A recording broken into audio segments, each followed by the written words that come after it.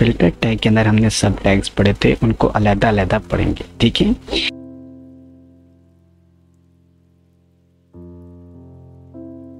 Filter tag के अंदर जो सबसे पहले हमने कोई ना कोई इमेज लगाना है, ठीक है। जो भी आपके लिए मैंने इमेज लिया दैट इज कार, और हम अगर इसको ब्राउजर में चेक करें तो दैट इज अ कार, ठीक है। ये हमने कार का इमेज ले लिया। अब मैंने इस इमेज को फिल्टर टैग के जरिए जो भी मैंने सब टैग इसके पढ़ा है उसके ज़रिए मैंने इसको एडिट करना है, ठीक है। इसके लिए सबसे पहले मैंने एक क्लास दे दी है। मैं CSS के अंदर जाकर अपनी इस क्लास को कॉल करूँगा दैट इज़ इमेज, और इधर मैं फिल्टर का टैग इस्तेमाल करूँगा, फिल्टर। अब फिल्टर के अंदर मुझे ये बताना है कि सबसे पहले मैंने कौन सा यूज़ करना है। मैंने ब्लर यूज़ करना है, तो मैंने बता दिया जी ब्लर। जैसे कि मैंने आपको बताया कि ब्लर आप पिक्सल्स में देंगे, हम इसको दे देंगे 5px। इसको हम सेव करेंगे, और जब मैं यहाँ पर आकर इसको रिफ्रेश करूँगा तो आप देख सक रहे हैं आपका जो इमेज है वो ब्लर हो गया है, ठीक है। आप जितना ज़्यादा इसको ब्लर करते जाएंगे, जितने ज़्यादा इसकी पिक्सल्स में वैल्यू बढ़ाते जाएंगे, ये उतना ज़्यादा ही आपके पास ब्लर होता चला जाएगा, ठीक हो गया। तो ब्लर का काम क्या होता है कि आपका जो इमेज है उसको ब्लर करना इसने, ठीक हो गया। तो the next thing is brightness. Brightness 0% से शुरू होती है और आप इसको 100% तक ले जाते हैं। अब फॉर एग्जाम्पल मैं 0% इसकी ब्राइटनेस करता हूं तो आप देखेंगे यहाँ पर एक डार्क इमेज आ गई, यानी कि इसकी ब्राइटनेस बिल्कुल ख़त्म। अब अगर मैं इसकी आहिस्ता आहिस्ता ब्राइटनेस बढ़ाऊं दैट इज़ 0 to ऑनवर्ड, हम 50 करें, 100 करें, जितनी करें, तो मैक्सिमम वैल्यू आप इसकी 100 तक ले जा सकते हैं। आप देखेंगे कि इमेज आहिस्ता आहिस्ता आपके पास थोड़ा प्रोमिनेंट होना शुरू हो जाएगा, और जब आप यहाँ पर 100% करेंगे तो ये इमेज आपके पास फुली प्रोमिनेंट फॉर्म में आपको मिल जाएगा, जो इसकी अपनी ओरिजिनल ब्राइटनेस है 100%, ठीक हो गया। नेक्स्ट थिंग इज, जो नेक्स्ट फिल्टर हमने पढ़ना था दैट इज ऑफ कॉन्ट्रास्ट, ठीक हो। अब कॉन्ट्रास्ट, अगेन कॉन्ट्रास्ट भी आपके पास, जैसे कि मैंने आपको बताया कि वो भी परसेंटेज में तो 0 से शुरू होगा, ठीक है। और आहिस्ता आहिस्ता, अब ये देखें आपने 0 किया तो बिल्कुल ही उसने सब ख़त्म करके रख दिया, और आहिस्ता आहिस्ता जब हम इसको बढ़ाएंगे 50% करते हैं, आप देखेंगे कि आहिस्ता आहिस्ता ये आपको थोड़ा सा प्रोमिनेंट होना शुरू हो जाएगा। 0% तो बिल्कुल ही वाइटिश सा ग्रे होने लग जाता है। जब आप इसको 100% पे करोगे तो ये आपके पास अपनी ओरिजिनल फॉर्म में वापस आ जाएगा, ठीक हो गया। Now the next thing is contrast हो गया। उसके बाद है आपके पास ड्रॉप शेडो। अब ये ड्रॉप शेडो थोड़ा सा आपको समझना पड़ेगा। ड्रॉप शेडो के अंदर मैंने आपसे कहा था कि आपने सबसे पहले हॉरिजॉन्टल शेडो देना है, देन आपने वर्टिकल शेडो देना है, देन आपने उसका ब्लर बताना है कि आपने शेडो को कितना ब्लर करना है, और उसके बाद आपने कलर बताना है। फॉर एग्जाम्पल मैं कहता हूँ कि वर्टिकल शेडो देना है 8px, हॉरिजॉन्टल शेडो भी दिया हमने 8px, ठीक है। ब्लर आपकी मर्जी, आप कितना, जैसे लास्ट में मैंने बताया 5 2 10 2 आपके ऊपर है, हम 10px ब्लर दे देते हैं, और कलर हम इसको रेड दे देते हैं।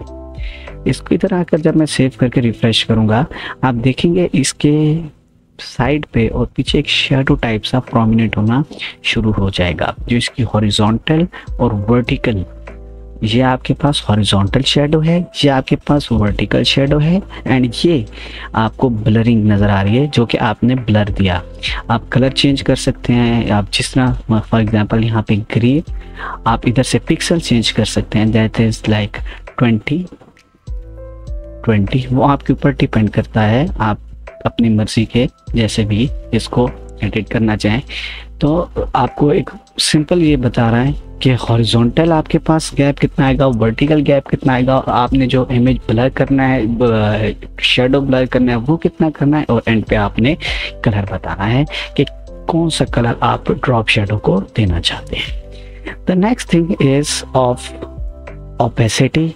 पहले सैचुरेट आपको बता देते हैं। सैचुरेट के अंदर आप उनकी इमेज को बेसिकली सैचुरेशन देते हैं। फॉर एग्जांपल मैं यहाँ पे 7 लिखता हूँ, रिफ्रेश, आप देख सकते हैं कि इसके अंदर रेड कलर प्रोमिनेंट हो गया। इसके अंदर वो जो हर इमेज का हर चीज़ की अपनी एक सेचुरेशन थी वो ख़त्म होने लगी। आपको डिफ्रेंशिएशन करने में प्रॉब्लम आ रहा है, ठीक है। अच्छा, आप इसकी सेचुरेशन को आप बढ़ाते जाएं। फॉर एग्जांपल मैं कर देता हूँ 8। अब आप इसको इसके अंदर डिफरेंट और ठीक है, ये शायद इतना 10 कर देते हैं, ठीक है। और यहाँ पर आकर आप रिफ्रेश करें, आप देखें ज़्यादा से ज़्यादा रेडिश होना शुरू हो रहा है, क्योंकि इसके अंदर एक ही रेड कलर प्रोमिनेंट हो रहा है, बाकी तो अजीब सा ही लग रहा है, ठीक है। तो सेचुरेशन बेसिकली आपके पास हर इमेज को आपने एक तरह से सेचुरेट किया हुआ था। जैसे आपने उसकी सेचुरेशन को छेड़ा तो वो आपके पास इशू करने लग गया, एक ही कलर प्रोमिनेंट होने लग गया। जब आपने 0 किया, अब यहाँ पर आकर आपने देखा तो इसका बिल्कुल ही जो कलर था वो ख़त्म हो गया, सारा ही ब्लैकिश आ गया, ब्लैक एंड वाइट आ गया, ठीक है। इसी तरह नेक्स्ट थिंग इज़ आपके पास है सेपिया। ओके, एंड सेपिया भी हम दे देते हैं जी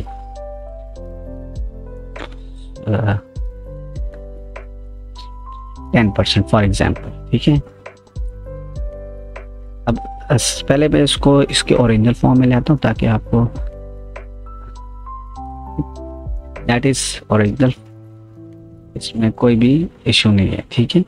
अब मैं इसका सेपिया करता हूँ जी 100%। अब आप देखें सारा कलर ही गायब कर दिया इसने। मैंने आपको जैसे सेपिया के अंदर बताया था कि तमाम कलर को मोनोक्रोम कलर के अंदर कन्वर्ट करके आपका जो पुराने ज़माने की एक रील टाइप से या पुराने ज़माने का एक इमेज बनता है, ये उसके अंदर उसको कन्वर्ट कर देगा। That is the cause purpose of sepia subtag, ठीक हो गया। अच्छा, ह्यू रोटेट,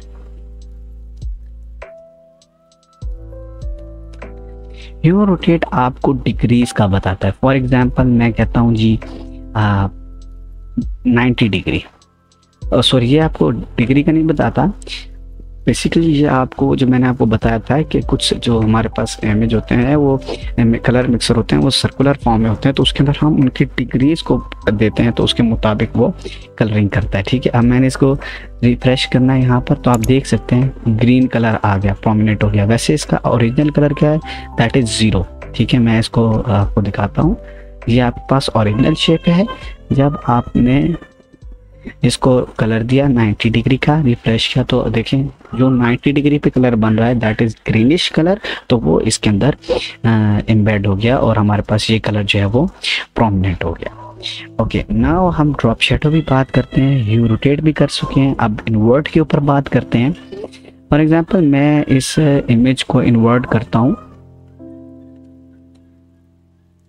100% पे, तो आपके पास ये जो इमेज है ये बिल्कुल ही उसको पता वाइटिश कर दिया, तमाम कलर्स को उसने इन्वर्ट कर दिया, तमाम कलर्स को इन्वर्ट कर दिया। जबकि इसका ओरिजिनल कलर क्या है वो आपको पहले ही पता है, that is reddish colour and blackish एक कार है आपके पास। लेकिन जब आपने इसको इन्वर्ट किया तो आपके पास इसने सारे कलर को वाइटिश कलर के अंदर पूरा वाइटिश कर दिया, जो प्रोमिनेंट हो ही नहीं रहा, कुछ समझ कार के प्रॉपर आ ही नहीं रही आपको, ठीक हो गया। अच्छा, तो next is sepia, sorry opacity. Opacity basically आपके पास किसी भी इमेज की ट्रांसपेरेंसी को शो करता है। 0 डिग्री पे आपके पास इमेज जो है बिल्कुल ट्रांसपेरेंट है, ठीक है, बिल्कुल गायब हो जाता है। 100 के ऊपर वो आपके पास फुल, आप आहिस्ता आहिस्ता कम करते हैं। फॉर एग्जांपल मैं इधर 50% करता हूँ तो इसकी ट्रांसपेरेंसी आधी, मतलब ये ओपेसिटी बेसिकली आपके पास इमेज को ट्रांसपेरेंट कर रहा होता है। So these are almost all the filtered sub tags जिसके बारे में मैंने लास्ट लेक्चर को आपको बताया था। आपने इसमें कुछ भी नहीं करना, आपने बस CSS के अंदर जाना है, अपनी क्लास को कॉल देना है, यहाँ पे फिल्टर टैग यूज़ करके, उसके बाद यहाँ पर आपने जो सब टैग्स पढ़े हैं, दैट इज़ ब्लर वगैरह जितने भी आपने सारे पढ़े हैं वो लिखने हैं। यहाँ पर आपने एक ब्रैकेट लगानी है, ब्रैकेट के अंदर आपने परसेंटेज देनी है। तकरीबन तमाम सेम ही है, कुछ ही है जैसे ब्लर वगैरह है जिसके अंदर आप पिक्सल्स देते हैं, और एक ड्रॉप शेडो है जिसके अंदर आपने हॉरिजॉन्टल, वर्टिकल और ब्लर भी देना है, और उसके अंदर आपने कलर भी देना है। ठीक है, सो होप सो ये आपको समझ आया होगा। अगर किसी किस्म का इशू है तो आप मुझसे पूछ सकते हैं, I will tell you about this. तो till then, like and subscribe my channel. Thank you.